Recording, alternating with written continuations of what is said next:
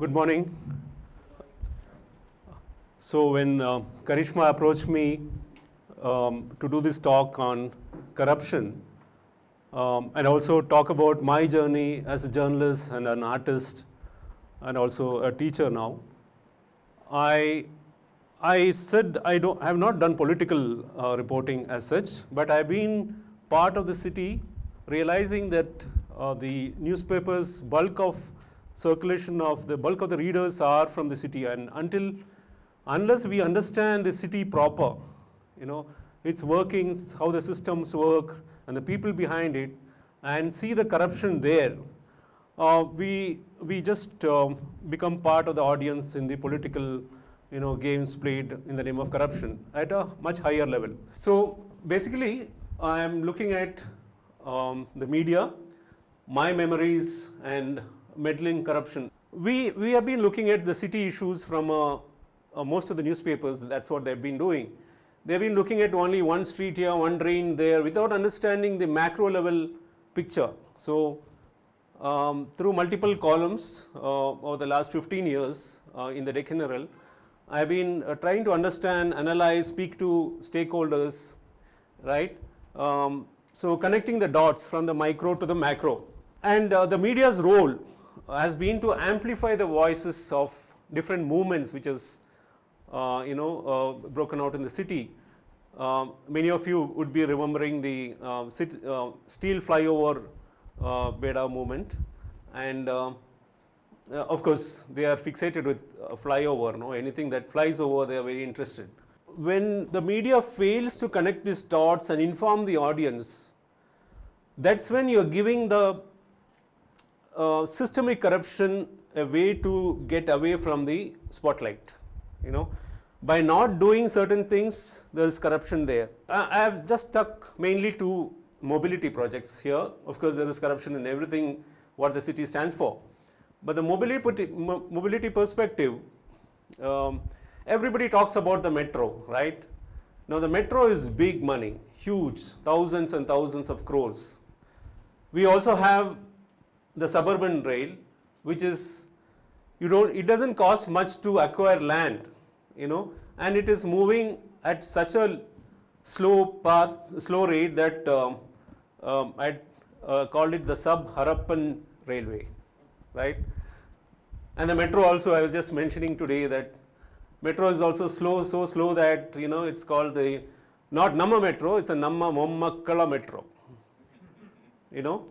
So every year delayed is that every addition to the cost keeps escalating. So a metro which is envisaged for 5,000 crores costs 25,000 crore now.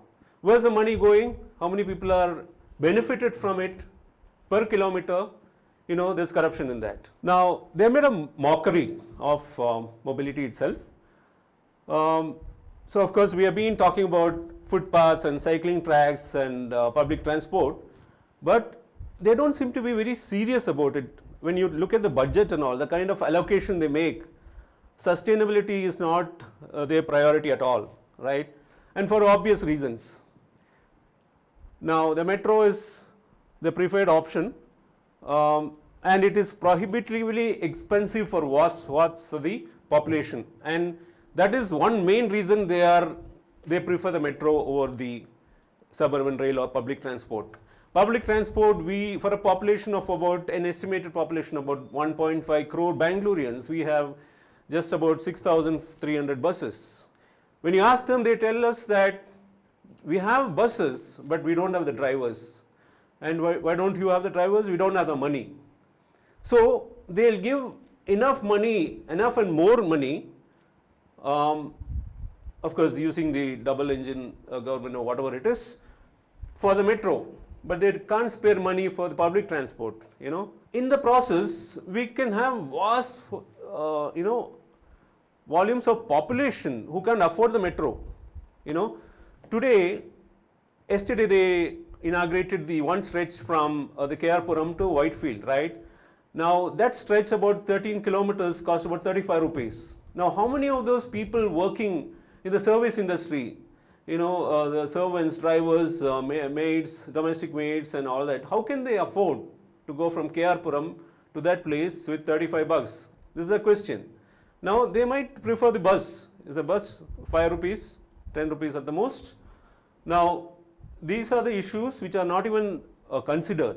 We also have pedestrians, skywalks, and the skywalk is placed in places where we don't, it's not where we need. It's where the visibility of the ads on the skywalks is good, right? So we have something like the signal-free corridor on Old Airport Road now. I think many of you have seen that, experienced that. Now I stay close to that place where Suranjandas Road comes and meets the Old Airport. There's a T-junction, and to make the T-junction underpass, they cut about a dozen 100-year-old trees there. Okay, it's all been documented, and there was no tree act, there was no tree census, any kind of on-the-spot checking, any public consultation, nothing. Now what happens is the vehicles come at extremely high speed from Marthalli side and go and get collected at the next junction, wind tunnel. So what happened is, we used to have waiting times of about 2 minutes. Now it has gone to 10 minutes. There's a huge chaos at the wind tunnel junction. Okay. Now signal-free corridor, which means the priority is the motorist. Okay. It echoes the policy that has always been motorist friendly. Now the skywalks are supposed to be quite high, because the ads have to be visible from a long distance, right? So which means they have to climb and climb and climb. And when you ask, what about the senior citizens? What about the people who are going to Manipal Hospital, for instance? No, we have the lift. So many people have done the status of the lifts in the skywalks in Bangalore. 80% of them don't work. Okay. Now this is the honeymoon period for this signal-free corridor. We'll wait for a few months and see how many of those lifts work. So we see a lot of dangerous jaywalking. And I know the person who proposed this signal-free corridor. He's a consultant. Okay, I don't want to take his name. And there are many consultants in our city, consulting based on conflict of interest and their own interest. Okay, a lot of people are involved in this. The bureaucracy, the governing classes, the corporators, the MLAs, everybody are involved. One such skywalk was planned right in front of one of Bangalore's iconic parks, the Kappan Park, right? Now, this was a monster in the making. Now, if you see from a aerial drone view, it might look very, I don't know what it looks like, but from a ground level, it will look like a monster, blanking out all the greenery, all the visual aesthetics, pollution, everything. So when I went for a walk there, I saw some structures coming up on either side of the road. I inquired and I figured out this is a skywalk which is coming. It was completely out of the blue. Nobody knew it. So I called up my editor and said, see, this is a story. So they said, let's put it on front page. Okay. So this story, the next day was the lead story of Deccan Herald. So I followed it up with 2 other stories, related stories, all on front page. This kind of a triggered kind of a public movement. Somebody put a change.org petition, and it activated a lot of movements, and then it became a big issue. And then BBMP was supposed to, stop it. Now, in the process, I'm sure that this would have helped a lot of commercial establishments in that area, and also many of the contractors, and many ads would have come up there, I'm sure. Now, the corruption is embedded with the lack of planning. Planning is given a short thrift. So, if you look at the MG Road metro station, okay, now we think only 5 years ahead. We don't even think of 10 years, forget 10 years, 50 years, 100 years. In the West or developed economies, they look at vision which is 50 years old, 100 years old. Now what happens is, this is the purple line, right, Bayapnalli to Kengeri. Now the other line which is coming from the Gotigere to Nagavara, okay, this line is supposed to intersect at MG Road. Now, what has happened is, now since this was put overground, right, it has destroyed the boulevard by going overground. Now it's they could have gone underground from Alsur itself and joined Kappan Park, right, underground. Now they didn't think through that, so they went overground and in the process destroyed that iconic boulevard. And they came up with there was a bunch of architects, I couldn't get those pictures, who came up with very fancy, good looking stations. They chucked all of them and came out with their boring, very industrial scale, factory kind of ugly monsters they call the MG Road metro station, right. So in the process, you have this metro station which is about 3-4 floors above the ground. Now the other line which is coming from Gotigere is underground. What happens is, it comes underground, which is about 2 floors down. Now for a person to go from one line to another, they have to cross 5 levels. Now if it had been underground, if the MG Road line had been underground, it would have been like Majestic. You just have to climb just one level, right. So this is the huge gap in planning, thinking ahead. So it comes along with the corruption. And all of you, that's what I said, Namma Metro turns Namma Mommakala Metro because of these delays. And alignments are not planned in advance. It's usually, for instance, if you see the signal-free corridor, okay, on Old Airport Road, the CM recently announced that we are planning a line from, I think it's Gotigere to Marathali. Now, under the new phase, they were supposed to, there was a particular line, I remember, okay, in the planning stages, in the early planning stages, to have a Gotigere to Marathali line, which could have been connected to the current Whitefield line, right. Now, what has happened is, there was a particular minister, I don't want to name him, but he came up with a project called pod taxis on this side of the, very fancy thing. It suits a place like Nandi Hills, but not a mass transit option. So they're going to have pillars on the footpath where the pod taxis will take people like 2-3 people in one pod, and many pods will go up and down. You can think of, visualize like 50 years ahead how transport will be like. So I have a suspicion that it's because he wanted to push this particular Gotigere Marathali line was shelved. Now the Marathali is now, if you look at the old airport, it's completely very congested on either side. Now the plan is to go underground.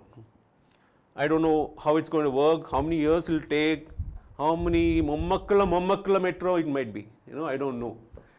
Okay. Now the same case with Hebbal flyover, right. So I have turned this Hebbal layover. A lot of people going to airport gets laid over there, right.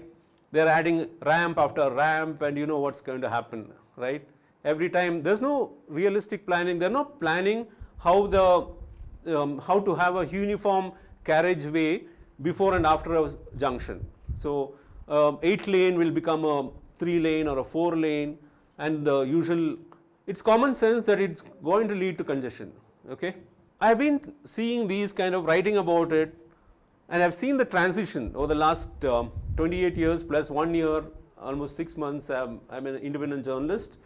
I worked for the Times of India as a pure print journalist, and then I moved on 2.5 years. I was a crime reporter. I've covered all the Urdu riots, for instance, Urdu riots, and many. It's just any reporter who was trying to make sense of journalism starts off with a crime reporting, if you really want to. So I remember going with the commissioners, sitting with Sangliana in the car, and in Chamrajpet, people were. There was somebody threatened that they're going to put a bomb from a 5-floor building. So Sangliana, he was a very brave man. He just went inside and all that. Okay, then I moved to Hindu after 2.5 years, and then it started in a small way. We used to have this email.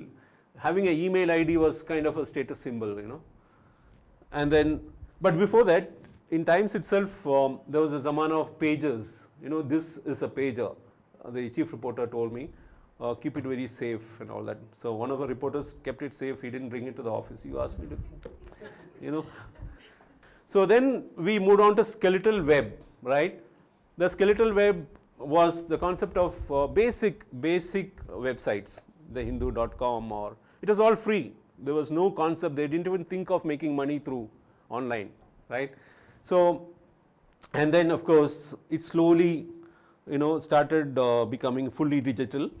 And by that time, many years had passed. So they also started competing. Many online stories, even online websites, not even started. But these, the speed with which we used to, report and file stories increased. We were started, by the time I had moved to Deccan Herald, and Deccan Herald was getting very aggressive on online, and they set up a video team. Now if you see, if any of you have come to the Deccan Herald office, one entire, there were rows of reporters' workstations. They were completely shifted, and the reporters are on the periphery. The entire thing has been taken over by the video team.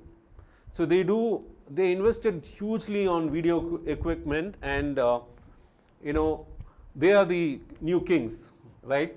And they make a lot of videos, high quality videos, because they've hired a lot of very good video producers, content developers and all that. And then of course, I was doing podcasting, because there's two youngsters who were doing podcasting, and then one fine day, both of them quit. And then I was a bit active on Clubhouse, the audio only Clubhouse. So they thought that I know podcasting. So I had to start from scratch, but it was a good experience. I have done around 200 episodes so far. So they started realizing the worth of podcasting through multiple channels, telling a story, and different ways of telling stories. It was not just about a lead or inverted pyramid like people are used to, because we all realize that not many people look at newspapers these days. Even my own son doesn't touch a newspaper. That's how it is. I have not seen a teenager even having a look at even the sports page. I asked them, how do you consume news? They say in shorts. So in shorts is kind of an insult to a journalist who spends an entire day chasing a story. Finally, it's reduced to how many words? 50 words? And this is the output of our one day's work, and that's enough for them. They don't need to go in depth into that. During the pandemic, a lot of people stopped buying newspapers. Entire apartment associations said COVID is spreading through newspapers. While the reality is that the entire thing is automated. You don't touch it, right? But despite giving clarifications and all that, even today, most of the apartments have not restarted the newspaper subscription. And so they all moved on to, some of them who can afford that, who are obsessed with it, have moved on to online e-paper subscription. It's still an evolving medium. Okay. Now, of course, everybody are talking about the Chat GPT. Now, how Chat GPT is going to kill reporting? Will it kill reporting? Will it kill journalism? I don't know, because the status of Chat GPT, the current version can't analyze. It is generative. So a breaking news, giving a context, a perspective, I don't think Chat GPT in the current version can do it. But I don't know, 6 months later it might be different. So that's the fear. Okay, in the old school journalism, research meant going through, bundles of old newspaper cuttings, or they still keep, but it's just, you can access it online. But then we had to physically go through that. If any particular story is there, you need to hunt down, or of course them old colleagues who have been crime reporters or in the younger age and who have moved on to political reporting. Some people think that once they mature, they have to do only political reporting. I don't agree. Of course, I given you the rationale for it. Now, then came Google. Of course, the rest is history. There's another reason why I put this image there. Online, you have content editors. Offline, they remain discontent. Okay, there's a reason for it. Now, especially after the pandemic, the print has lost huge commercial pillars to stand on, So print did make some money in the past when newspapers were part of the morning coffee. Now I told you, nobody reads. This is a journalist. I don't know whether he looks like him, not an Indian journalist, of course. We spoke about the corruption at the governance level. There's a corruption at the media level, although it's a very subtle, may not be out in the open. So there's a concept of gifted journalist, right? So a gifted journalist has a big meaning. So usually the salaries have been very low.